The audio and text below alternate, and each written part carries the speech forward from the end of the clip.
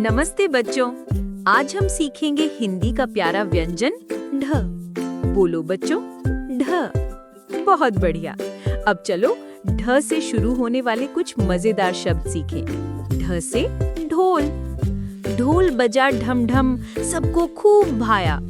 बच्चों ने ताल पर हाथ थपथपाया। ढ से ढपली। ढपली बजे टप टप टप, मस्ती में झूमे सब। ढ से ढक्कन। ढक्कन से ढकते हैं डब्बा, गरम गरम खाना कभी होता नहीं ठंडा। ढ से ढोलक।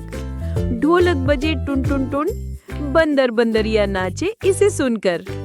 देखा बच्चों, ढ से भी कितने मजेदार शब्द बनते हैं। अब सब मिलकर बोलो, ढ से ढोल, ढपली, ढक्कन, ढोलक। फिर मिलेंगे अगले अक्षर के साथ, किडीज वर्ल्ड के साथ।